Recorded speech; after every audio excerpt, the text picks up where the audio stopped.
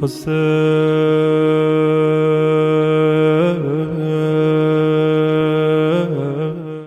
باللہ من الشیطان الرجیم بسم اللہ الرحمن الرحیم الحمد للہ رب العالمین والصلاة والسلام علی اشرف الانبیاء والمرسلین حبیبنا و حبیب الہ العالمین بالقاسم المصطفى محمد وعلى آلہ الطیبین الطاہرین المعصومین اللہم کل ولیک الحجۃ ابن الحسن صلواتک علیہ وعلی آبائہ فی هذه الساعة وفی کل ساعة ولیا وحافظا وقائدا وناصرا ودلیلا وعینا حتی تسکنہ ارضک طوعا وتمتعہ فیہا طویلا۔ السلام علی الحسین وعلی علی ابن الحسین وعلی اولاد الحسین وعلی اصحاب الحسین۔ ماہ محرم الحرام کی مناسبت سے 8 روزہ ہماری نشستوں کا یہ سلسلہ آج اپنی آخری اختتامی نشست پہ پہنچا ہے، اور جس موضوع کو ہم لے کے چل رہے ہیں، جو کلی موضوع تھا، وہ واقعہ کربلا کے اندر تاریخ کے ایک فراموش شدہ موضوع تھا کہ واقعہ کربلا میں ایک بڑا طبقہ جو نہ لشکر امام حسین میں تھا اور نہ ہی جو ہے وہ لشکر یزید میں ظاہری طور پہ موجود تھا، یہ اہل ندبہ اور اہل قعود، یا جن کو امام جعفر صادق علیہ السلام کی روایت کے مطابق اہل وقوف کا کلمہ انہوں نے جو ہے وہ استعمال کیا تھا۔ اس طبقے کی نفسیات کے جائزے سے متعلق ہم نے سابقہ 7 نشستوں کے اندر تاریخی اعتبار سے صدر اسلام سے لے کر واقعہ کربلا کے رونما ہونے سے پہلے مختلف جو درمیان میں ادوار گزرے ہیں، عہد نبوی اور اس کے بعد عہد امیر المومنین، اور اسی طریقے سے واقعہ کربلا سے کچھ پہلے تک کے عرصے کا جو ہے وہ جائزہ آپ کی خدمت میں چند نشستوں کے اندر جو ہے وہ ذکر کیا، جس میں ہم نے واقعات پر بھی بات کی اور شخصیات پر بھی بات کی کہ کون سے حالات رونما ہوئے اور کون سی نامور صدر اسلام کی شخصیات ہیں کہ جنہوں نے قعود کیا۔ یہ قعود مختلف طرح سے تھا۔ رسول اللہ کے زمانے میں جنگ تبوک میں عام قسم کے 3 سپاہی اسی لشکر کے، ان کے شامل نہ ہونے کا ذکر کیا۔ امیر المومنین کی بیعت نہ کرنے میں خواص کا کردار، اور اس طرح سے قعود، جنگ جمل کے اندر ہمراہی نہ کرنا، جنگ صفین کے اندر ہمراہی نہ کرنا، اور 30,000 کے قریب کے افراد کا لشکر سے الگ ہونا، اور دیگر مواقع کے اوپر جو امیر المومنین کی حکومت کو یہ ہمراہی اہل قعود سے نہ ملی، اس اہل قعود کی ہمراہی نہ کرنے کی جو 2 بڑی وجوہات تھیں، آپ کی خدمت میں سابقہ نشست کے اندر بیان ہو چکی ہے ایک نشست میں، کہ دنیا طلبی، حب دنیا اور بے بصیرتی، یہ 2 ایسے بنیادی عامل ہیں کہ جنہوں نے خواص کو زمین گیر کر دیا، اور جس وقت خواص کو ذمہ داریاں ادا کرنی تھیں وہ ذمہ داریاں خواص نے ادا نہیں کی ہیں۔ آج کے زمانے میں بھی اگر ہم اپنے زمانے کے اہل قعود کو پہچاننا چاہتے ہیں تو ہمیں اس بیماری کو دیکھنا ہوگا کہ ان کے اندر کون سی بیماری پائی جاتی ہے۔ آیا دنیا پرستی، شہرت پرستی، مقام پرستی، یہ عنصر ان میں پایا جاتا ہے، یا بے بصیرتی پائی جاتی ہے؟ یہ 2 درد ہیں تاریخ اسلام کے، اور یہ 2 درد ہیں ہر زمانے کے اندر ایک ولی کی ہمراہی کے نہ ہونے کے، کہ چاہے وہ امیر المومنین جیسا انسان ہی کیوں نہ ہو۔ آپ دیکھتے ہیں کہ کس طریقے سے خواص کی بے بصیرتی یا خواص کے اندر حب دنیا کے عنصر نے اہم تاریخ کے مواقع کے اوپر، کہ جب اسلام اور حقیقت کے اوپر آن پڑی، اس وقت میں ان خواص نے جو ہے وہ اقدام نہیں کیا اور ساتھ نہیں دیا۔ ظاہر ہے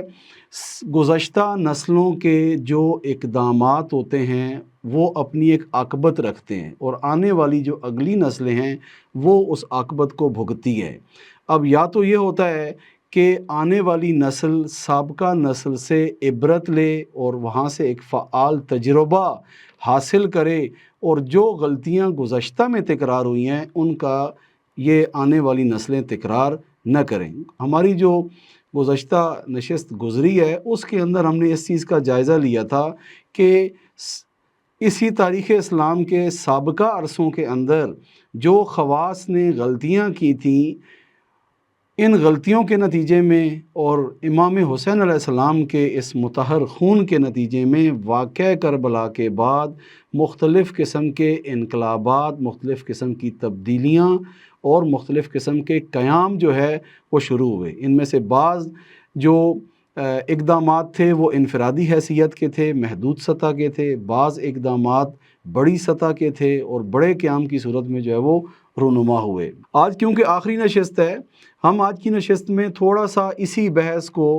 کہ یہ جو ہم نے چند دن کی ہے اور اہل قعود کے بارے میں ایک اجمالی تصویر آپ کے اذہان میں آ گئی ہے، اب ہم اس بارے میں بات کرتے ہیں کہ ممکن ہے جب اس طرح کی اصطلاحات ہم نے سن لی اور کچھ تاریخ کا بھی اجمالی پتہ ہمیں چل گیا تو اس کے بعد ہم بڑی آسانی سے کسی پہ بھی فٹ کرنا شروع کر دیں۔ یہ بھی ایک بڑا مسئلہ ہوتا ہے کہ بعض اوقات تاریخ کی نسبت ایک محدود آشنائی کے نتیجے میں انسان کیا کرتا ہے کہ وہاں سے کچھ اصول یا کچھ چیزیں لے لیتا ہے اور فوراً جو ہے وہ کسی پہ بھی آسانی سے فٹ کرنا شروع کر دیتا ہے۔ اور یہاں پر طریقہ کار یہ ہوتا ہے کہ ایک طرف آپ ایک چیز فٹ کرنے کی کوشش کرتے ہیں، دوسرا اٹھا کے آپ پہ جو ہے وہ کوئی نہ کوئی چیز تاریخ سے فٹ کرنے کی کوشش کرتا ہے۔ مثال کے طور پر اگر یہاں پر آپ کسی کو اہل قعود کر کے یوں پیش کرتے ہیں کہ دیکھیں یہاں یہ اقدام نہیں کیا گیا، تو وہیں پہ اٹھ کے مثلاً ایک بندہ صلح امام حسن کے بارے میں یہ شبہ ایجاد کرنے کی کوشش کرے کہ جناب آپ ہی تو لوگ تھے ریڈ لائنرز، انقلابی قسم کے، کہ جنہوں نے اتنا شور شرابہ کیا اور آخر میں جا کے امام مجبور ہوئے ہیں اور جا کے امام کو صلح جو ہے وہ کرنی پڑ گئی، ایک تحمیلی صلح، ایک ایسی مجبوری کی حالت کی صلح جو ہے وہ امام کو کرنی پڑی۔ یا کوئی مثلاً تاریخ کی اگر واضح تصویر نہ ہو تو آ کے یہ کہتے ہیں کہ ہم جو ہے وہ آپ اپنے آپ کو حسینی ثابت کر رہے ہیں، آج تو حالات اور شرائط حسینی اقدامات کے نہیں ہیں بلکہ ہم حسنی ہیں، حسنی طرز زندگی ہماری جو ہے وہ ذمہ داری ہے۔ تو اس طرح سے کر کے جو افراد غلط فہمیاں ایجاد کرتے ہیں، اس کی ایک بڑی وجہ تاریخ کی نسبت جامع صورتحال سے انسان کا مطلع نہ ہونا، یہ پہلی چیز ہے۔ یاد رکھیے گا کہ ہم نے عرض کیا تھا کہ تاریخ سے استفادہ کرنے کے لیے، تاریخ کو مشعل راہ بنانے کے لیے، تاریخ کے چراغ سے انسان زندگی کی تاریکیوں کو اگر جھٹکنا چاہتا ہے اور زندگی کے تاریک راستوں کے اوپر اگر چاہتا ہے کہ سمت نہ کھوئے،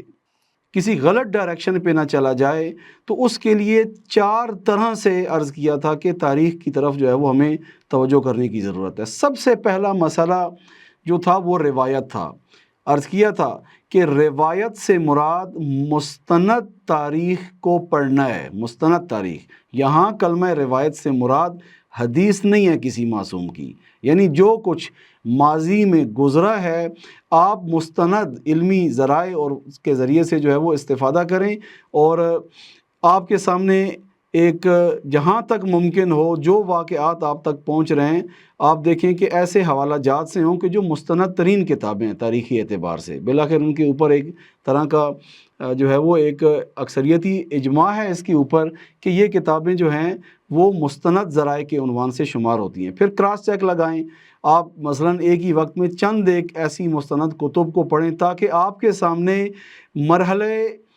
آگاہی میں اور معلومات کے مرحلے میں کافی سارے جوانب جو ہیں تاریخ کے، ممکن ہے ایک مورخ نے ایک زاویے سے ایک مسئلے کو نقل کیا ہے، دوسرے مورخ نے ایک اور زاویے سے اسی مسئلے کو نقل کیا ہے۔ یہ ہوتا ہے کہ جب تاریخ نقل کی جاتی ہے، تاریخ کے نقل کرنے کے اندر مورخ کی نگاہ اور مورخ کے زاویہ دید کا بڑا اثر ہے۔ جیسے ہوتا ہے مثال کے طور پہ کہیں پہ کوئی واقعہ رونما ہوتا ہے اور وہاں پہ چند بندے اسی واقعے کو نقل کرتے ہیں، ممکن ہے ایک زاویے سے اس واقعے کو نقل کر رہا ہے، دوسرا کسی اور زاویے سے نقل کر رہا ہے۔ یہاں پر ضرورت اس امر کی ہے کہ وہ افراد جو تاریخ کی روایت کو حاصل کرنا چاہتے ہیں انہیں چند حوالوں سے اور چند منابع اور سورسز سے جو ہے تاریخ کو پڑھنے کی جو ہے وہ ضرورت ہے۔ یہ مرحلہ تھا مرحلہ روایت۔ مرحلہ روایت کے بعد اگلا مرحلہ تھا درایت، یعنی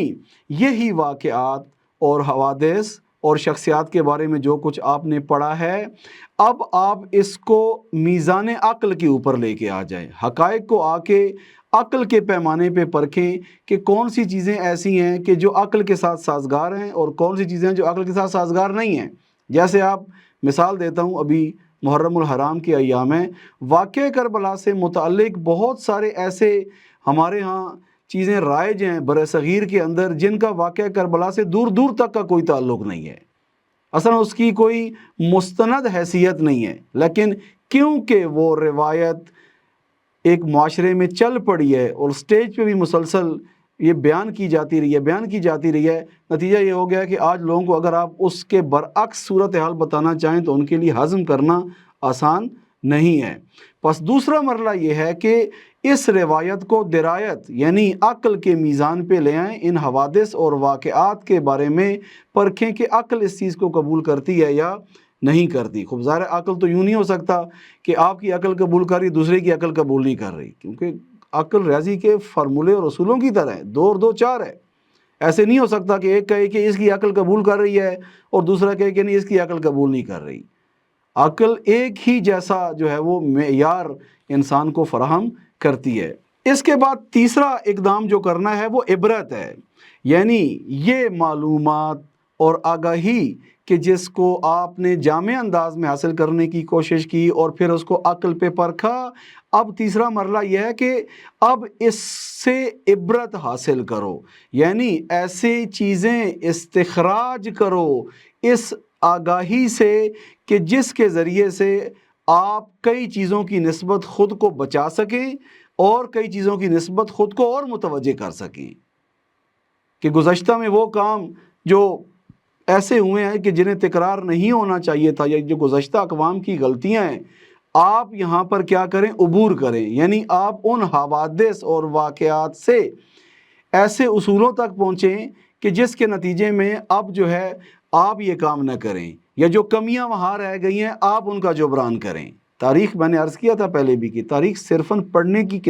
کا موضوع نہیں ہے کہ کیونکہ میں فارغ ہوں یا میرا ذوق ہے کہ چلیں جی گزشتہ کی اقوام میں دیکھیں کیا چلتا رہا، صرفاً پڑھنا نہیں ہے۔ اگر تاریخ انسان کے لیے عبرت جیسا سامان فراہم نہ کرے تو اس تاریخ کے پڑھنے کا کوئی فائدہ انسان کو حاصل نہیں ہوتا۔ اس کے بعد جو چوتھا اقدام تاریخ کو مشعل راہ بنانے کے لیے کرنا ہے اور تاریخ سے استفادے کے لیے کرنا ہے، وہ یہ تھا کہ اب آپ نے یہ جو عبرت حاصل کر لی اور یہ فہم حاصل ہو گیا کہ یہ کرنا ہے اور یہ نہیں کرنا، اب عملی زندگی کے اندر تجربے کے طور پر آپ کے مشاہدے میں وہ چیز آنا ضروری ہے، یعنی فقط ذہنی طور پہ فکری طور پہ اس کو حل کر لینا کہ ہاں یہ کام نہیں ہونا چاہیے تھا۔ ہاں جب قرآن نیزوں کے اوپر اٹھایا گیا تو دیکھنا یہ تھا کہ ناطق کے قرآن اس وقت کہاں پر ہے، وہ کیا کر رہا ہے، ظاہر سے دھوکہ نہیں کھانا چاہیے تھا۔ اشعث جب کہہ رہا ہے کہ جو ہے وہ اگر ہم لڑتے رہے اسی طریقے سے تو جو ہے وہ یہ تو سارے ہی مسلمان ختم ہو جائیں گے، تو یہاں پہ مسئلہ ہمارا مسلمان نہیں تھے، ہمارا مسئلہ اسلام تھا، کیونکہ اگر آپ مسلمان کو مسئلہ بنا کے بیٹھ جاتے تو جو ظاہر میں آ کے کھڑے ہوئے ہیں وہ تو قرآن نیزوں کے اوپر بلند کر رہے ہیں۔ یہ ہر زمانے میں میزان حق کا کون ہے، کیسے ہے، خوب یہ وہ چیزیں ہیں کہ جن کو آپ نے سمجھا، ان کی نسبت آپ نے عبرت حاصل کی۔ فعال تجربہ یہ اس کا نتیجہ ہے آپ کے تاریخ کو پڑھنے کا یعنی روایت، تاریخ کے اوپر غور و فکر کرنے کا یعنی درایت، تاریخ سے عبرت لینے کا کہ آپ نے کون سے کام کرنے ہیں کون سے کام نہیں کرنے، اور چوتھا مرحلہ ہے فعال تجربہ، یعنی اب آپ عملی میدان کے اندر انہی چیزوں کی رعایت کریں جن سے آپ نے عبرت حاصل کی ہے، کیونکہ ممکن ہے فہم کے مقام کے اوپر بہت ساری چیزوں کو ہم قبول کر رہے ہیں، مان رہے ہیں کہ یہ اسی طرح سے ہے یا یہ کام یوں نہیں ہونا چاہیے، لیکن عمل کے اندر، تجربے کے میدان کے اندر جہاں پہ ہمیں اس کے اوپر عمل کرنا ہے وہاں پہ ہم اس کے جو ہے وہ برخلاف جا رہے ہوں۔ تو پس تاریخ کے اندر جو کچھ نقل ہوا ہے اس کی نسبت ہمیں اس سفر کو نہایت جو ہے منظم انداز میں طے کرنے کی ضرورت ہے، وگرنہ یہ ہوگا کہ جیسے ایک زمانے کے اندر یہ ہمارا پہلے ابھی بھی مزاج پاکستانی اور ہمارا کیا بلکہ دیندارانہ معاشرے کا یہ مزاج ہے کہ ہم بعض اوقات اپنے من پسند کی چیز اٹھا لیتے ہیں اور اس کو کوڑا بنا کے اور اس کو تازیانہ بنا کے دوسرے کو جو ہے وہ مارتے ہیں مثال کے طور پر، یا اس سے استفادہ کرتے ہیں اپنی ہی بات اور اپنے ہی مطلب کی خاطر۔ کوئی پارٹی، کوئی جماعت، کوئی گروہ، کوئی شخصیت ممکن ہے اس طرح سے جو ہے وہ استفادہ کرے۔ لہٰذا یہ بڑا اہم ہے کہ سرگرمی نہیں ہے تاریخ پڑھنا، توجہ کریں، تاریخ پڑھنا سرگرمی نہیں ہے، تاریخ پڑھنا انٹرٹینمنٹ نہیں ہے، تاریخ عبرت کے لیے، تاریخ تجربے کے لیے، تاریخ غلطیوں کے تکرار کے راستے کو روکنے کے لیے ہے۔ اگر آپ نے تاریخ کو پڑھنا ہے، اگر یہ کام نہ ہو پائے اور کل یہی ہو کہ کوئی بندہ تاریخ کے ایک حصے کو اٹھا کے اپنے مطلب کی چیز نکال کے دوسرے پہ کیچڑ اچھال رہا ہے، دوسرا اٹھ کے جو ہے اس پہ کیچڑ اچھال رہا ہے، یہ نہیں ہونا چاہیے۔ بس ہم جب اہل کعود کی بات کر رہے ہیں تو اس نسبت سے ہمیں اور مطالعات کی ضرورت ہے اور ان بحثوں کو اچھے انداز میں حل کرنے کی ضرورت ہے۔ اگر تاریخ کے بارے میں یہ جامع انداز کے اندر اہتمام نہ کیا جائے، یعنی روایت کا اہتمام، درایت کا اہتمام، عبرت کا اہتمام اور فعال تجربہ کرنے کا اہتمام، اگر یہ 4 طرح کے مراحل طے نہ کیے جائیں تو خود یہی واقعہ کربلا جو ہے اس کے بارے میں 2 طرح کی روایت ایجاد ہو جائے گی۔ ایک یہ ہوگی روایت کہ جناب واقعہ کربلا تو وہاں پہ مذاکرہ ہوا ہے آپس میں جو ہے باقاعدہ بیٹھ کے مذاکرات ہوئے ہیں، اور امام حسین علیہ السلام تو دیکھیں جو ہے وہ صلح صفائی کے پیچھے وہی مانا تھے کہ عمر سعد کو بلایا، یہی 9 محرم، جیسے کل پاکستان میں 9 محرم ہے، مثلا 9 محرم کو دونوں لشکروں کے درمیان میں ایک خیمہ لگایا گیا اور اس خیمے کے اندر امام حسین علیہ السلام نے عمر سعد کو بلایا اور اس کے ساتھ بیٹھ کے بات کی۔ جو مبالغے کے ساتھ اس کو نقل کرتے ہیں وہ کہتے ہیں کئی گھنٹوں کہ یہ جو ہے وہ مذاکرات آپس میں جاری رہے، اور امام نے بڑی کوشش کی کہ جو ہے نا اچھا اگر آپ کہتے ہیں تو چلیں خون نہ بہایا جائے اور میں واپس چلا جاتا ہوں، مجھے جو ہے نا واپس جانے کا راستہ دے دیں، میں واپس جاتا ہوں۔ اب دیکھیں یہ روایت ہمارے یہاں بھی پائی جاتی ہے، یعنی روایت سے مراد اس طرح کی سوچ عوام کے اندر بھی ہے۔ دیکھیں امام جب نکل رہے ہیں، امام کا مسئلہ کیا تھا؟ اگر ہم امام کے مسئلے کو تاریخ کے حوادث سے اصول کے طور پہ استخراج کر پائیں تو اس وقت ایسی روایات اور اس طرح کی جو باتیں ہیں اس سے یہ سبق نہیں جائے گا کہ امام جو ہے وہ بالکل کنارہ کش ہونا چاہ رہے تھے، اور آج وہ امام جو امام مقاومت ہے، وہ امام جو امام مزاحمت ہے، اس کے بارے میں آپ یہ آ کے تصویر پیش کریں کہ اصل میں امام جو ہے وہ صلح صفائی کے پیچھے تھے، اور صلح صفائی بھی وہ جو ان کے اپنے ذہن کے اندر موجود ہے۔ امام ہدایت کے پیچھے تھے، توجہ کریں، امام ہدایت کے پیچھے تھے، امام دین کی بقا کے پیچھے تھے۔ اگر یہ ہدایت اور بقا کا سلسلہ اور دین کی حفاظت کا سلسلہ امام حسن کی طرح ایک زمانے کی جب شرائط اور حالات تھے، اگر اس وقت اس طرح سے حاصل ہو سکتا تھا تو بقول رہبر شہید کے نرمش قہرمانانہ جو ہے اس کا اہتمام کیا امام حسن نے کہ شرائط اور حالات کا تجزیہ کرتے ہوئے اپنوں کی بے وفائی اور بے بصیرتی اور دشمن کی چالاکیوں کے نتیجے میں امام نے وقتی طور پر اس تحمیل شدہ جو صلح تھی اس کو قبول کیا، لیکن یہی وقتی طور پہ قبول کی جانے والی صلح کے ذریعے سے امام نے کتنے اور اہداف جو ہے وہ حاصل کیے ہیں۔ یہ ایک حکمت عملی تھی، یہ ایک اسٹریٹجی تھی کہ بحران کو فرصت میں کیسے تبدیل کرنا ہے۔ مکتب تشیع کا جو ایک وقار ہے، اور سیرت اہل بیت علیہم السلام میں اگر آپ ہر امام کے زمانے کو دیکھیں تو وہاں جو ایک نمایاں آپ کو شخصیت کا پہلو نظر آئے گا، وہ یہ ہے کہ انہوں نے خطروں کو فرصتوں میں کیسے تبدیل کیا ہے، تھریٹس کو اپارچونٹیز کے اندر اہل بیت علیہ السلام نے کیسے تبدیل کیا ہے۔ یہاں اہل کعود کی جو ایک بحث ہے اس کے اندر ممکن ہے کسی کے ذہن میں یہ بھی جائے کہ جناب اگر آپ کی مراد یہ ہے کہ اہل کعود اس کو کہتے ہیں کہ جو تلوار نہیں اٹھاتا، جو اٹھ کے آ کے لڑتا نہیں ہے، تو پھر تو صلح امام حسن کے اندر بھی تو ایسا کچھ نہیں ہوا، ظاہری طور پہ تو وہ بھی اٹھ کے نہیں لڑے، کچھ اس طرح کا اقدام نہیں ہوا۔ یہاں فرق کے سمجھنے کی ضرورت ہے۔ صلح امام حسن کی اگر پوری تصویر حالات واقعات کے اعتبار سے وہی جو روایت کا مرحلہ ہے، درایت کا مرحلہ ہے، عبرت کا مرحلہ ہے، فعال تجربے کا، یہ اگر ہم نے طے نہ کیا ہو تو ہم یہاں پہ آگے کنفیوز ہو جائیں گے۔ اصلا دو الگ وادیاں ہیں۔ اہل قعود وہ ہیں کہ جنہوں نے ٹھان لی ہے کہ کھڑا نہیں ہونا، ٹھان لی ہے کہ حق کے دفاع کے لیے کسی بھی طرح کی کوئی جاندار قسم کی حکمت عملی نہیں اپنانی، جبکہ صلح امام حسن کے اندر شرائط مختلف ہیں۔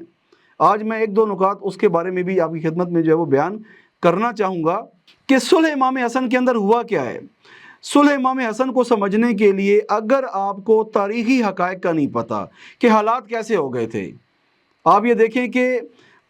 صلح امام حسن کے ٹائم پر دو امام کے لشکر کے ایسے کمانڈر ہیں کہ امام نے ان میں سے ہر ایک کو ایک تعداد جو ہے وہ دے کر بھیجی لشکر کے اندر کہ جائے اور تیاری کرے جنگ کے لیے، لیکن آپ دیکھتے ہیں کہ ایک کو امام نے 12,000 کا لشکر دیا اور اسے کہا کہ یہ جنگ کے لیے تیاری کرے، اور اس نے 12,000 میں سے 8,000 افراد کو جا کے فتنہ شام کے ساتھ ملا لیا۔ جنگ صفین کے بعد اور امیر المومنین کی شہادت کے بعد کے حالات پہ ہم بات کر رہے ہیں۔ امام کس کے سہارے پہ کھڑے ہوں؟ ظاہر ہے جنگ کوئی تقریر اور مقرر نہیں مانگتی، فقط جنگ کے اندر افرادی قوت چاہیے، جنگ کے اندر مضبوط اعصاب کے انسان چاہیے، جنگ کے اندر بالآخر آپ کو بہت ساری دیگر چیزوں کو بھی دیکھنا پڑتا ہے۔ امام کی اپنی فوج کا کمانڈر کہ جس کا نام عبید اللہ بن عباس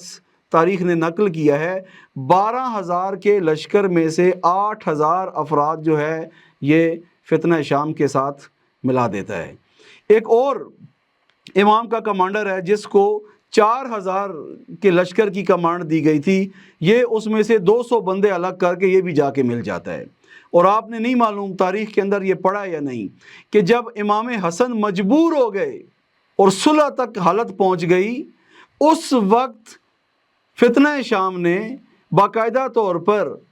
امام حسن علیہ السلام کو وہ خط دکھائے جن خطوط کے اندر باقاعدہ طور پہ کہا گیا تھا کہ ہم، یعنی یہ جو لشکر امام حسن کے افراد ہیں، ان میں سے ایک تعداد نے، کچھ خواص نے باقاعدہ طور پہ خط لکھے ہوئے تھے فتنہ شام کو کہ جو ہے ہم آپ کے سامنے تسلیم ہونا چاہتے ہیں اور ہم ابھی زمینہ سازی کر رہے ہیں، میدان ہموار کر رہے ہیں کہ دو میں سے ایک حالت آئے گی، یا یہ ہے کہ ہم حسن ابن علی کو آپ کے حوالے کر دیں گے، یعنی پکڑ کے تمہارے حوالے کر دیں گے، یا یہ ہے کہ ایسی فضا بنائیں گے کہ ان کو ہم قتل کر دیں گے، یعنی شہید کر دیں گے امام حسن علیہ السلام کو۔ آپ کو پتہ ہے کہ صلح امام حسن کی نوبت آنے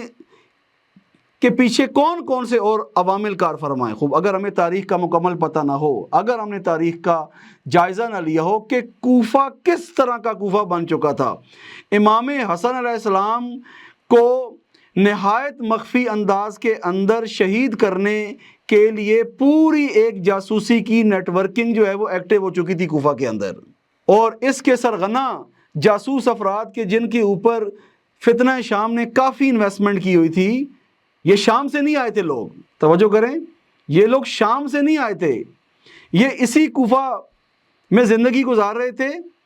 لیکن جاسوسی کا کردار ادا کر رہے تھے فتنہ شام کے لیے۔ انہی میں سے 2 افراد جو ہے وہ سرغنے پکڑے گئے اور امام نے اس فتنے کو بھانپتے ہوئے بڑی صراحت کے ساتھ ان دونوں کی پھانسی کا حکم جاری کیا، یہ جو جاسوس پکڑے گئے۔ اور ان کے علاوہ بھی فضا اتنی پیچیدہ ہو چکی تھی، امام حسن کے لیے حالات اتنے سخت ہو چکے تھے کہ حتیٰ امام معمولی رفت و آمد کے اندر بھی اپنے لباس کے نیچے زرہ پہنے ہوئے ہوتے تھے کہ کسی وقت بھی کہیں سے کچھ ہو سکتا ہے۔ اپنے قریبیوں کی بے وفائی دیکھیں کس انداز کے اندر،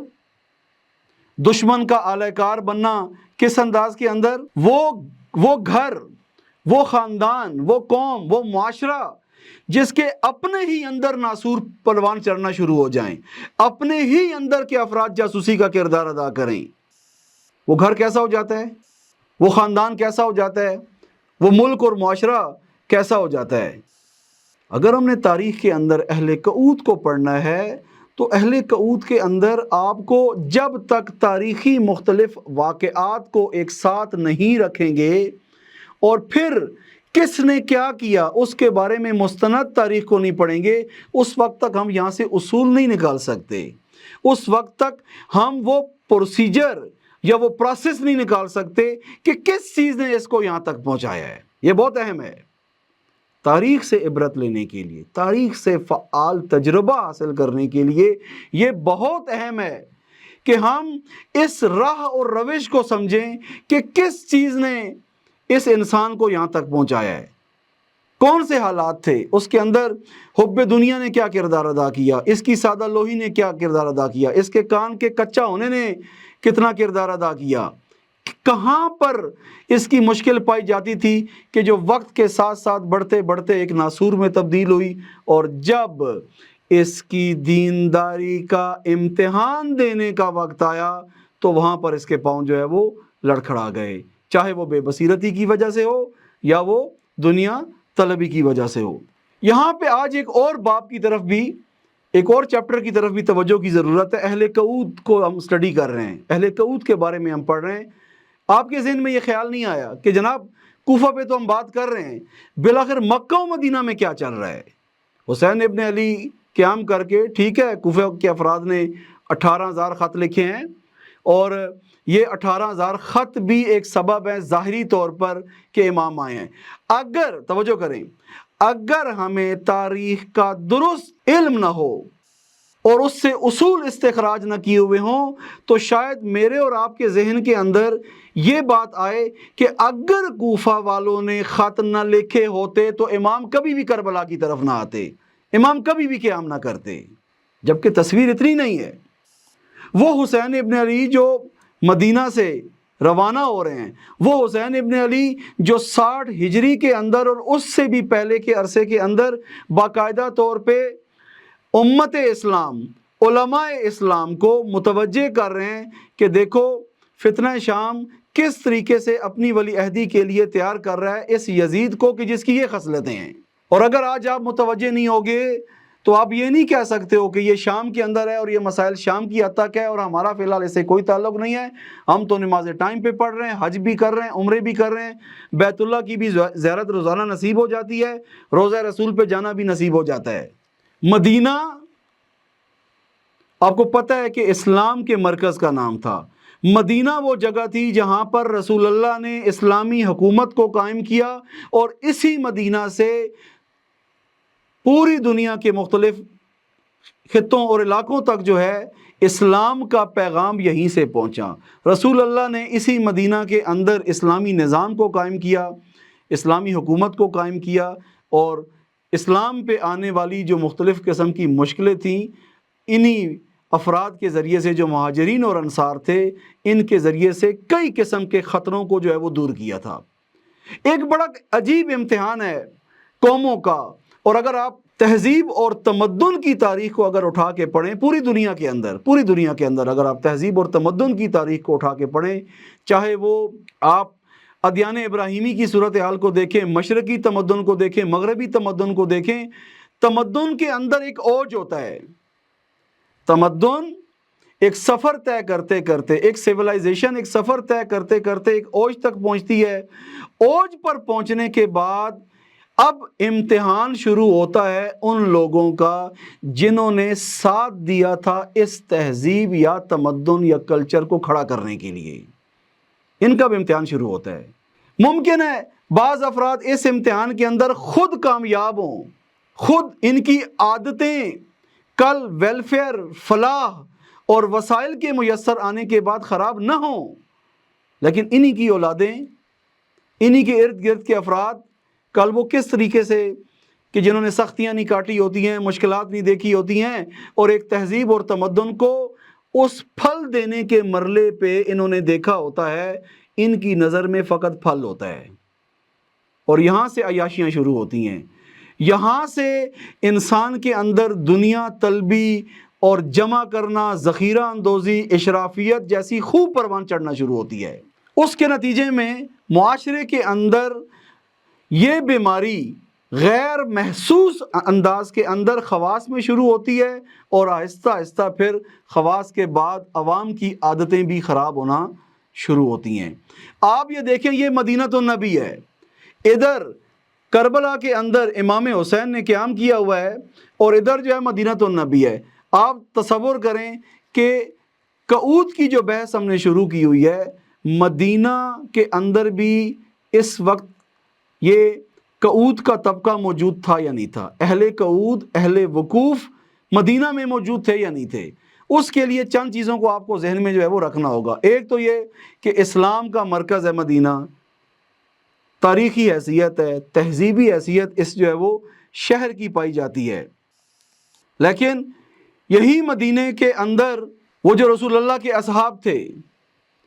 اور جو بعد میں تابعین تھے، ان کی اولادیں یہاں پہ پائی جاتی ہیں۔ خوب ظاہر ہے مدینہ میں کون تھے؟ بالآخر خلفاء کی اولادیں بھی موجود تھیں، دیگر سرشناس قسم کے اصحاب کی اولادیں بھی موجود تھیں، تابعین کی اولادیں بھی موجود تھیں، اور حتیٰ ابھی بعض ایسے اصحاب بھی یہاں پہ موجود تھے کہ جن کو اللہ نے عمریں دی تھی، بالآخر یہ اصحاب بھی ابھی موجود تھے۔ پس ایک بڑا طبقہ جس نے دین کے عنوان سے اس کی ایک حیثیت ہے، وہ طبقہ اس وقت جو ہے وہ مدینہ کے اندر موجود ہے۔ جب یزید کی ولی عہدی کا جو ہے وہ اعلان ہو چکا اور اس کے بعد ایک پوری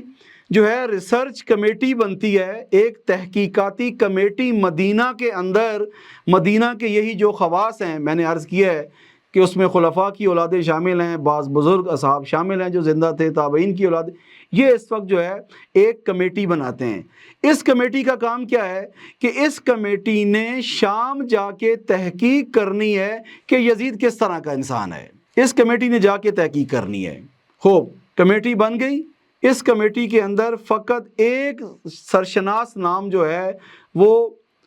صحابی رسول حنظلہ کہ جن کو غسیل الملائکہ کہا جاتا ہے، ان کا بیٹا ہے کہ جو اس کمیٹی کا ایک بڑا اہم رکن ہے، اور ان کے ساتھ کچھ اور افراد ہیں۔ یہ جاتے ہیں شام میں اور قریب سے جا کے یزید کو دیکھتے ہیں کہ کس طرح کا جو ہے وہ انسان ہے۔ یہ گروہ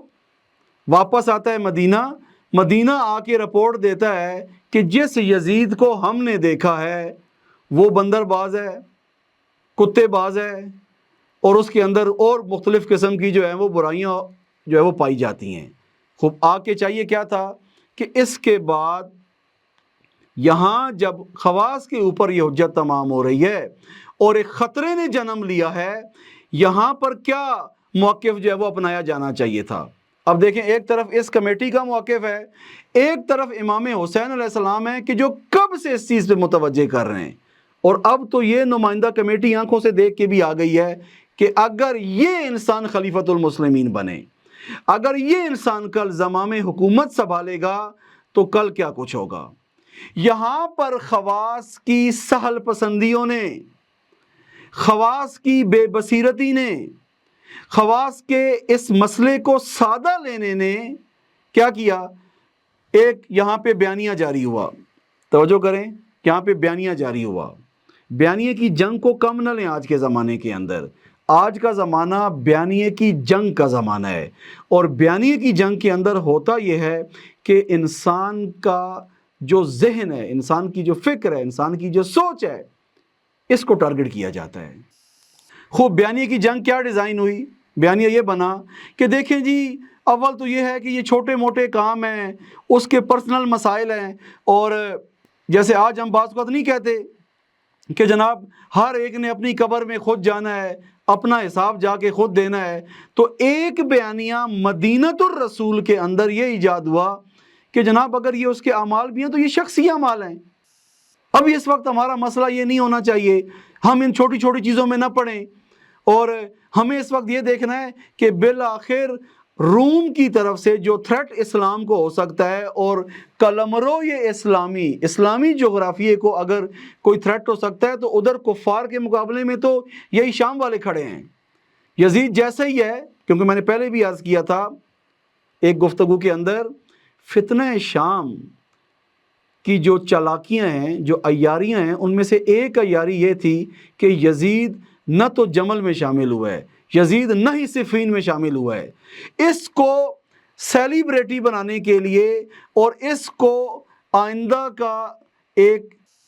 ایسا نامور انسان بنانے کے لیے ضروری یہ تھا کہ معاشرے کے خواص کی نگاہ اس کے بارے میں مثبت ہو۔ لہذا کیا کیا کہ جو روم کے ساتھ جنگ تھی اس کے اندر اس کی کمانڈ میں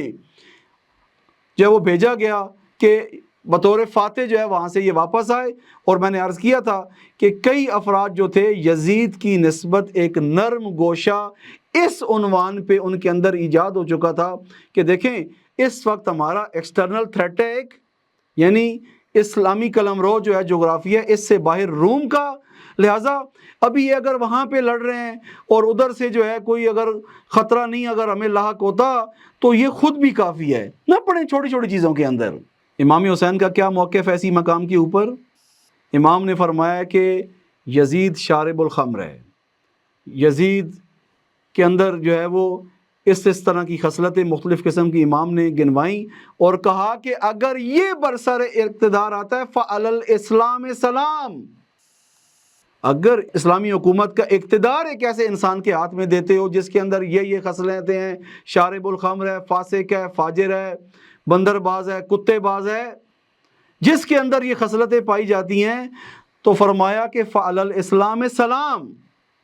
حسین ابن علی کا موقف یہ ہے یہاں پہ، اور مدینہ کے خواص کا کیا موقف ہے کہ جناب فی الحال اللہ اللہ کرو، یہ اتنا بڑا مسئلہ نہیں ہے، یہ پرسنل زندگی کے مسائل ہیں، ہمیں اس وقت بڑے مسئلے کو جو دیکھنا ہے، بڑا مسئلہ یہ ہے کہ روم کی طرف سے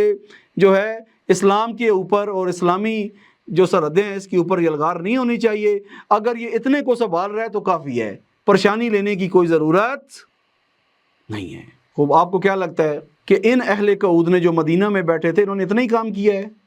نہ، بلکہ تاریخ نے یہ نقل کیا ہے کہ خود خلفاء کی جو اولادیں تھیں انہوں نے باقاعدہ طور پر امام حسین کو بھی روکنے کی کوشش کی کہ جناب آپ دراڑ نہ ایجاد کریں درمیان میں، آپ کیوں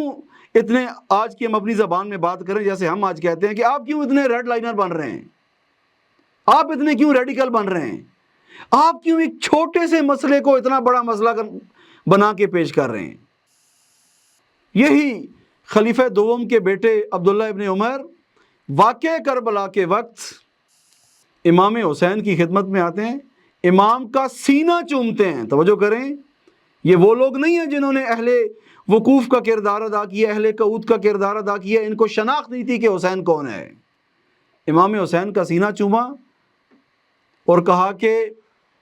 میں اس انتظار میں ہوں، میں سکوت کی حالت میں ہوں، نہ میں آپ کا ساتھ دے سکتا ہوں اور نہ میں ادھر لشکر کے ساتھ کھڑا ہو سکتا ہوں، لیکن میں اس وقت اس حالت میں ہوں کہ دیکھتا ہوں کہ جنگ کس طرف جاتی ہے، جو بھی اس جنگ کا فاتح ہوگا میں اس کی پس پشت نماز پڑھنے کے لیے تیار ہوں۔ یہ تاریخ کا بڑا مشہور و معروف جملہ ہے عبداللہ ابن عمر کے بارے میں،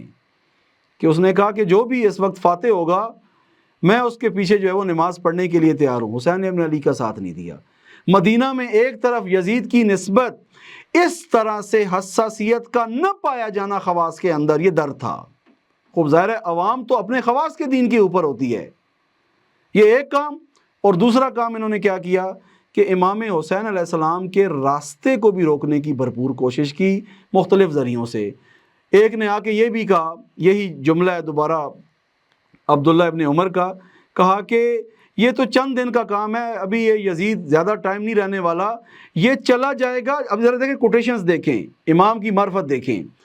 عبداللہ ابن عمر کہہ رہے ہیں کہ یہ چلا جائے گا، یہ تو چند دن کے لیے، تھوڑی دیر کے لیے صبر کر لیں۔ یہ جیسے آج ہم نہیں کہتے صبر،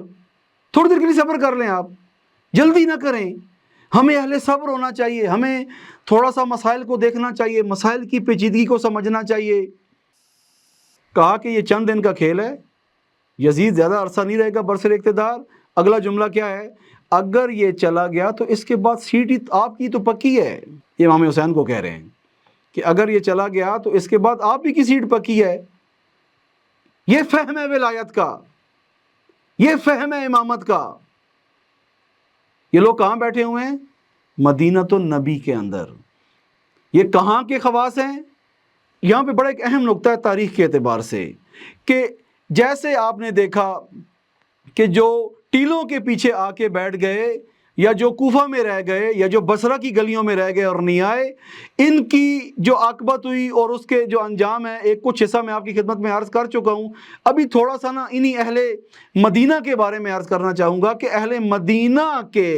امام حسین کا ساتھ نہ دینے کی عاقبت مدینے والوں کو کیا بھگتنی پڑی، باوجود اس کے کہ مدینہ، آپ یہ سمجھے کہ اسلام کا مدعی یہاں پہ موجود تھے مدینہ کے اندر۔ خوب ظاہر سی بات ہے، اصحاب کی اولادیں ہیں، ظاہر سی بات ہے یہاں پہ ایک بڑی تعداد اصحاب کی ہے اور تابعین کی اولادیں موجود ہیں یہاں پر۔ اسی مدینہ کے ساتھ کیا ہوا، توجہ کریں، جس مدینہ نے حسین ابن علی کی آواز پہ کان نہیں دھرا، جنہوں نے ساتھ نہیں دیا امام حسین علیہ السلام کا، کل ان کے ساتھ کیا ہوئی۔ واقعہ کربلا ختم ہو گیا۔ واقعہ کربلا کے ختم ہونے کے بعد آپ تاریخ میں جا کے پڑھیں کہ یزید نے مکہ اور مدینہ کے ساتھ کیا ظلم کیا، جا کے تاریخ میں پڑھیں اس کو، جا کے کہ مکہ اور مدینہ کی کیا عاقبت ہوئی، خانہ خدا کو کس طرح سے نظر آتش کیا گیا، کس طرح سے مقدسات کی توہین کی گئی ہے۔ کاش کہ فقط اتنا ہوا ہوتا۔ پہلی بار اسلامی حکومت کے نام پر ایک واقعہ کربلا کے اندر ہوا کہ مسلمان ہونے کے نام پر ہی مسلمان خواتین کو وہاں پہ اسیر بنایا گیا تھا واقعہ کربلا کے اندر، لیکن انہی اہل مدینہ کے ساتھ نہ دینے کے نتیجے اور برموقع اقدام نہ کرنے کے نتیجے میں یزید نے دستور دیا 3 دن کے لیے جو ہے یہ جگہ آپ کے لیے حلال ہے، جن کو کہا کہ جاؤ اور غارت کرو،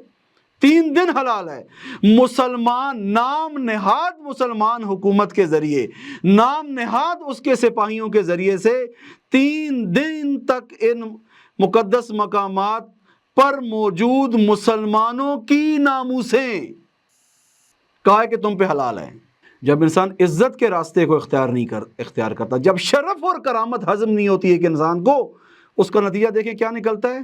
3 دن تک یہ مقدس مقام یزید کی فوج کے لیے حلال ہیں۔ دیکھ رہے ہیں بر وقت اقدام نہ کرنے کا نتیجہ، دیکھ رہے ہیں ایک مسئلے کو یہاں تک لینے کا نتیجہ کہ جب حسین ابن علی واقعہ کربلا سے پہلے امام نے حج کے موقع پہ ایک طرح سے متوجہ کیا اس مسئلے کی طرف، جناب مسلم بن عقیل اور حضرت عباس کا ہمیں جو کردار پتہ ہے وہ واقعہ کربلا کے اندر ہے، جبکہ 61 ہجری سے پہلے امام نے جو مختلف قبیلے، مختلف شخصیات، مختلف علاقوں کے اندر اپنے نمائندے بھیجے تھے کہ جن کا کام یہ تھا کہ قبیلے کے سرداروں کو اور اصحاب کو اور جو یہ مختلف شخصیات ہیں ان کو جا کے خطرے کی طرف متوجہ کرے کہ اگر آج تم نہ کھڑے ہوئے، یہ اسلام جس کی عظمت کی وجہ سے آج تم بیت المال سے بہت کچھ لے رہے ہو، یہ اسلام جس کی وجہ سے عوام تمہاری عزت اور احترام کرتی ہے، آج اسلام پہ آن پڑی ہے۔ آج اسلام کے اندر ایک ناسور یزید نامی ایسا پنپ رہا ہے کہ اگر تم نے برموقع اقدام نہ کیا تو کل اس کی عاقبت بڑی بری ہے۔ حسین کا ساتھ نہیں دیا، سمجھ رہے تھے کہ ہم بڑے ہی دین کو سمجھنے والے ہیں، قرآن ہمیں سمجھ آیا، دین ہمیں سمجھ آیا، حسین ابن علی چلے گئے۔ اس کے بعد کیا ہوا؟ تاریخ نے یہ لکھا ہے کہ اتنی حرامزادہ اولاد پیدا ہوئی، اتنی حرامزادہ اولاد پیدا ہوئی کہ تشخیص دینا مشکل ہو گیا کہ بالآخر نطفہ کس کا تھا۔ سمجھ رہے ہیں؟ مدینۃ الرسول کی بات ہو رہی ہے۔ اب آپ ان ساری سینیریو کو دیکھ کے بتائیں آپ کو کیا لگتا ہے کہ حسین ابن علی کا قیام آیا کوفہ کے 18,000 خطوں کا نتیجہ ہے؟ آپ کو کیا لگتا ہے کہ اگر خط نہ آتے امام قیام نہ کرتے، اگر خط نہ آتے، اگر خط کوفے والے نہ لکھتے، امام یوں نہ نکلتے؟ ابھی سمجھ آ رہی ہے امام کا جملہ، من کان باذلا فینا مہجتہ وموطنا الی لقاء اللہ فلیرحل معنا۔ امام جب قیام کر رہے ہیں، نکل رہے ہیں گھر سے، تو یہ کہہ رہے ہیں ساری صورتحال کو دیکھ کر، امام کا یہ اقدام آگاہانہ ہے۔ یہاں پہ ایک اور نکتے کی طرف اشارہ کرتا چلوں کہ قیام حسینی کا ہدف شہادت نہیں تھا، شہادت برترین اور اعلیٰ ترین انتخاب کا نام تھا۔ یہ بھی تصحیح کر لیں ہم تاریخ کے اندر ایسا نہیں تھا کہ امام کا ہدف یہ تھا کہ امام نے شہید ہونا ہے، ہدف شہید ہونا نہیں تھا۔ جس راستے کا حسین ابن علی نے انتخاب کیا ہے اس راستے کے اندر اعلیٰ ترین انتخاب جو تھا وہ شہادت تھی۔ کتنا فرق پڑ جاتا ہے اگر ہم یہ نگاہ اگر اپنی ٹھیک کر لیں تو واقعہ کربلا کو کیسے دیکھیں گے؟ آیا مسئلہ فقط 18,000 افراد کا خط لکھنا ہے، یا درد یہ ہے کہ مدینہ الرسول کے اندر اور مکہ مکرمہ کے اندر جو بیٹھے خواص ہیں وہ اسلام کے اس مسئلے کی نسبت اتنی حساسیت نہیں دکھا رہے؟ ابھی سمجھ آ رہی ہے کہ امام نکلتے ہوئے جناب علی اصغر کو کیوں لے کے آ رہے ہیں؟ ابھی سمجھ آ رہی ہے کہ امام نے اب جس دین کو بچانا ہے یہ دین نہیں بچے گا جب تک یہ مقدس خون نہیں گرے گا۔ ان اہل کعود کے نتیجے میں تاریخ کے اندر یہ کم عبرت ہے۔ واقعہ حرہ الگ سے ایک پورا جو ہے وہ واقعہ ہے، واقعہ حرہ کے نام پہ، اس کو جا کے پڑھیں کہ کس طرح سے ہوا، کیا ہوا، پوری داستان جا کے پڑھیں۔ یہ کم میں مدینہ الرسول کے اندر حرام زادی کا ریشو اتنا بڑھ گیا۔ تاریخ کی عبرت کیا ہے؟ اگر ظلم کے خلاف بر وقت نہیں اٹھو گے، اگر ظلم کے اندر یہی دیکھتے رہ جاؤ گے کہ ابھی تو مسئلہ نہیں ہے، ابھی تو اتنی مشکل نہیں ہے، انشاءاللہ خیر ہو جائے گی، خود ہی ٹھیک ہو جائے گا، ہر بندے نے اپنا جواب دینا ہے، میرا کام اس وقت یہ ہے کہ میں خود ٹھیک رہوں، میں ٹائم پہ نماز پڑھ لوں، میں ٹائم پہ قرآن پڑھ لوں، میں جو ہے وہ زیارت کے لیے چلا جاؤں، میں عمرہ کر رہا ہوں، میں حج کر رہا ہوں۔ آیا اتنوں سے دین کا مسئلہ حل ہوتا ہے؟ یہ فہم ضروری ہے۔ اگر واقعہ کربلا، اگر محرم الحرام کی مجالس اور ہونے والے پروگرامات اگر ہمیں ولی کی منطق نہ سمجھا سکیں، اگر ہمیں ولی کے نقشے کے ساتھ ہم آہنگ نہ کر سکیں، ہمیں ولی کے نقشے کی نسبت بصیرت نہ دے سکیں،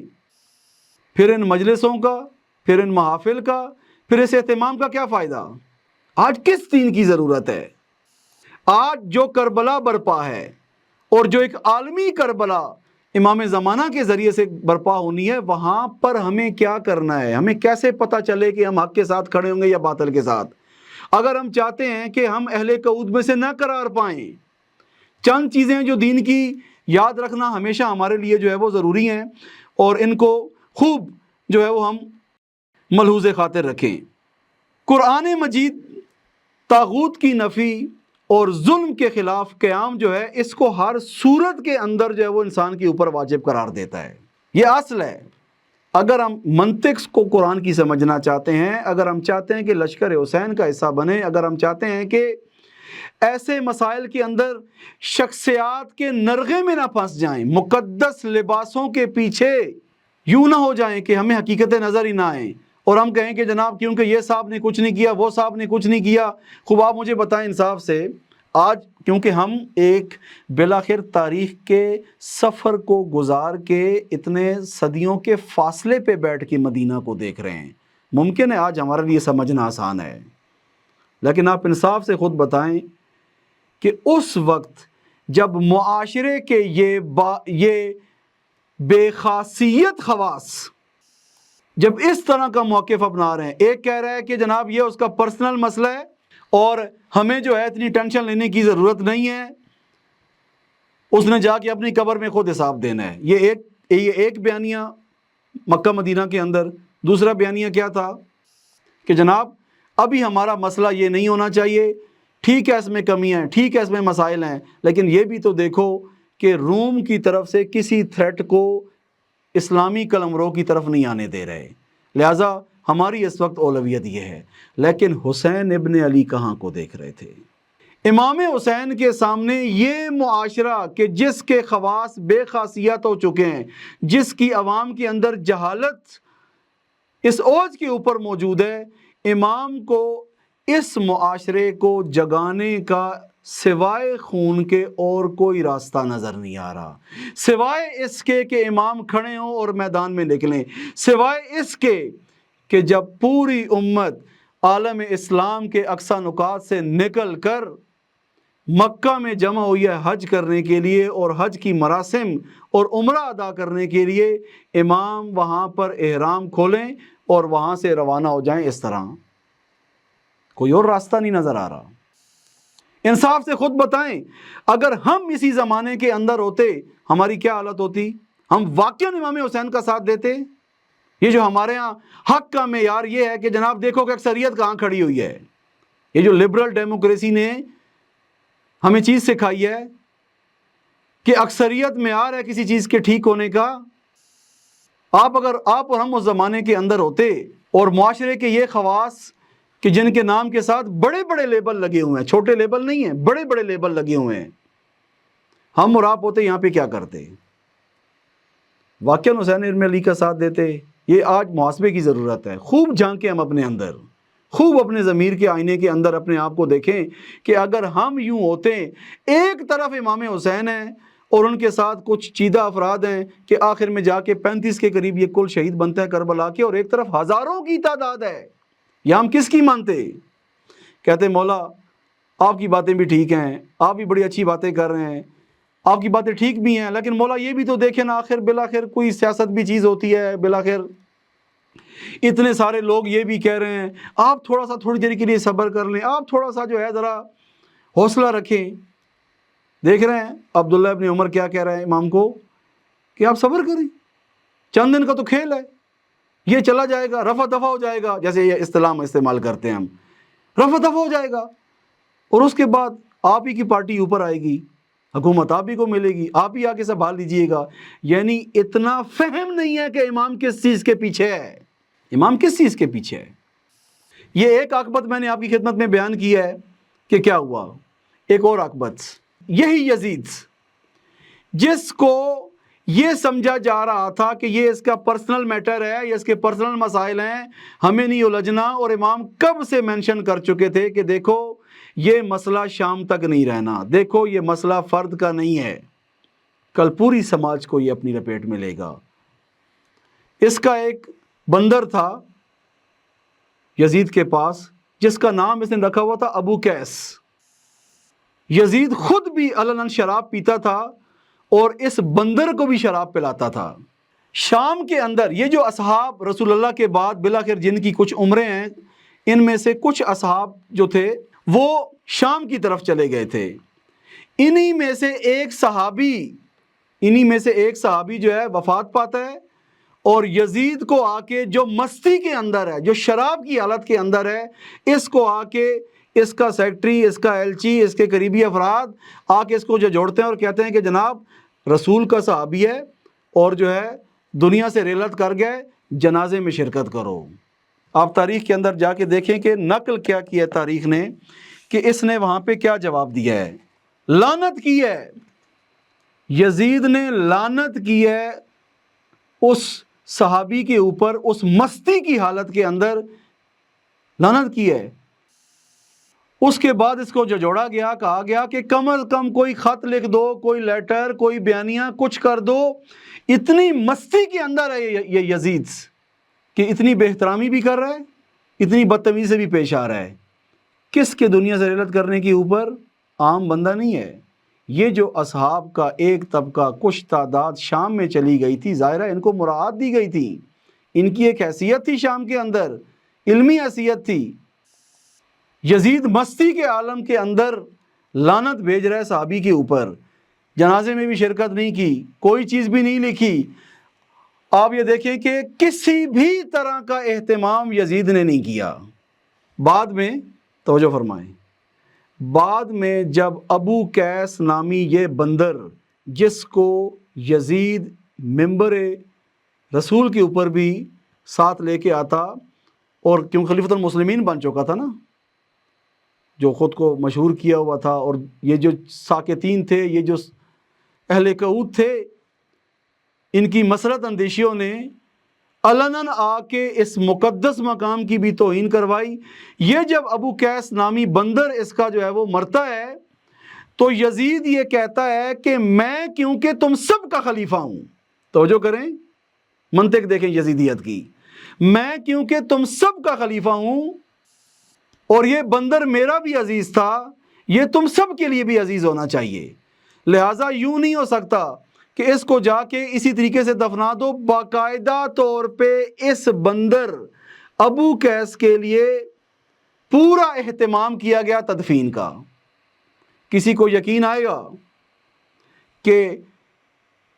خلیفہ سوم کے قصاص کے نام پر جو جنگ صفین برپا کی گئی وہاں شرکت کرنے والوں کی تعداد 60,000 تھی، اور اس کے اتنے عرصے کے بعد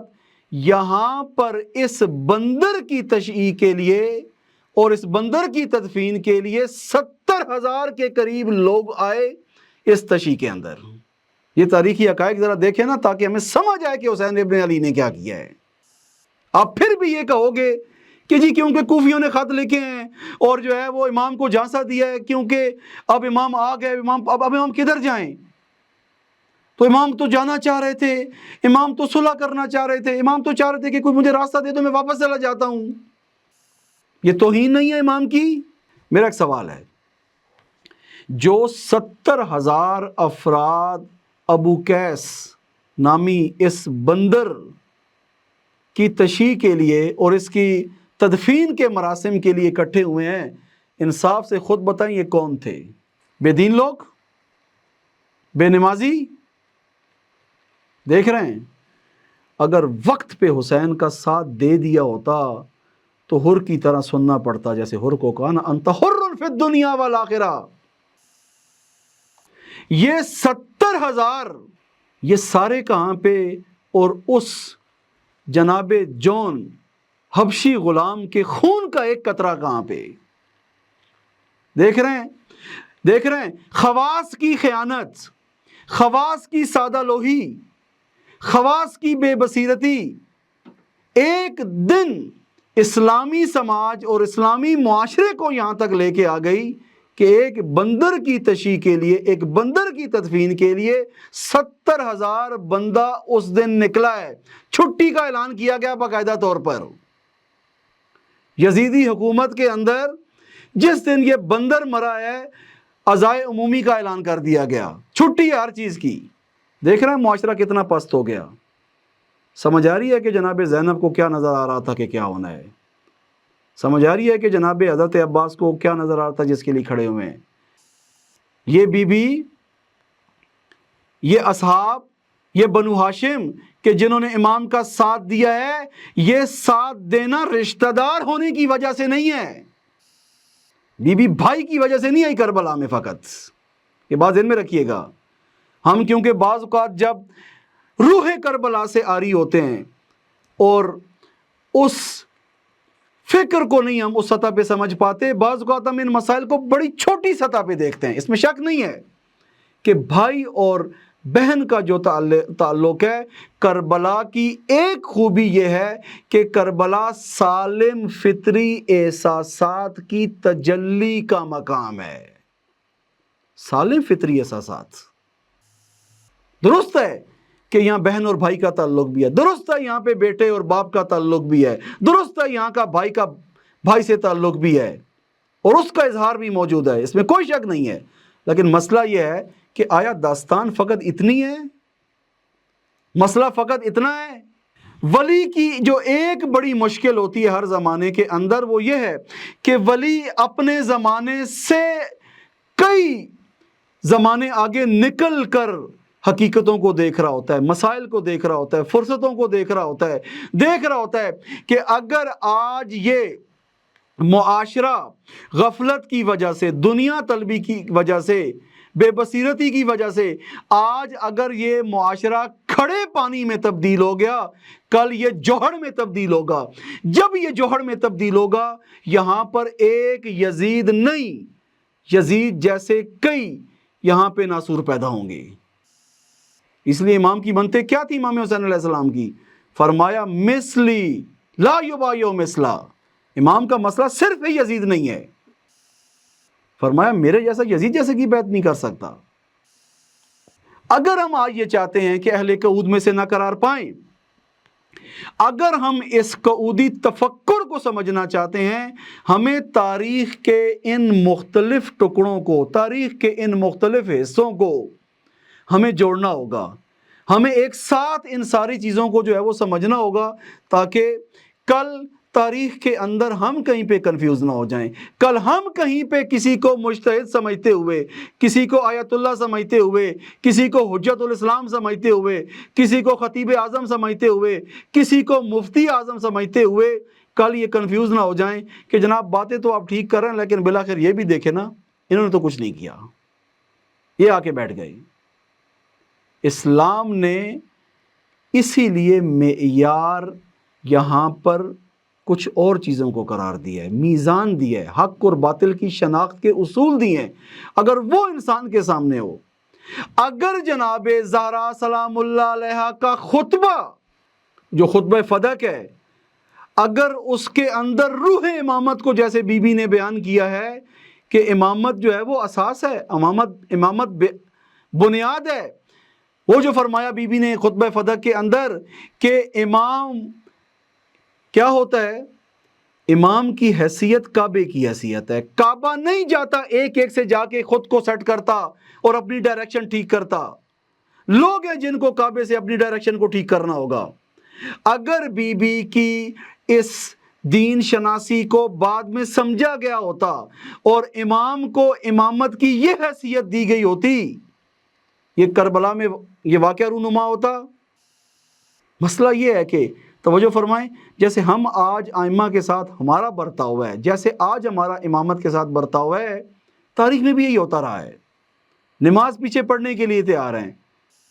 کربلا میں امام حسین کا سینہ چومنے کے لیے تیار ہیں۔ توجہ کریں، ظاہرہ جو امام حسین کا سینہ چوم رہا ہے اس کو پتہ ہے کہ یہ کون سی جگہ ہے، اس کو پتہ ہے کہ حسین ابن علی کون ہے، لیکن جب ہمراہی کی بات آتی ہے، جب ساتھ دینے کی بات آتی ہے تو اس وقت یہ کہاں پہ کھڑے ہوئے ہیں۔ پس ضروری ہے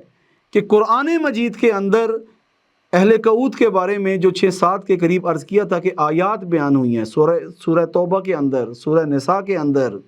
ان آیات کو جا کے مطالعہ کریں، خوب ان پہ ہم غور و فکر کریں، اور تاریخ کے اندر یہ جو مختلف ادوار میں یہ جو کچھ رونما ہوا ہے اس کو بھی سمجھیں۔ اور ایک اہم چیز اگر ہم چاہتے ہیں کہ اس کعودی تفکر کو سمجھ پائیں، اس کا ایک بڑا ذریعہ خود امام حسین علیہ السلام کے خطبات بھی ہیں۔ یہی جو ایک مشہور کتاب مدینہ سے کربلا تک امام کے خطبات کے اوپر مشتمل ہے، آغا صادق نجمی صاحب کی، کہ جس کا ترجمہ اردو میں کیا گیا ہے، اگر آپ اسی کتاب کو اٹھا کے بیٹھ کے پڑھیں، دیکھیں امام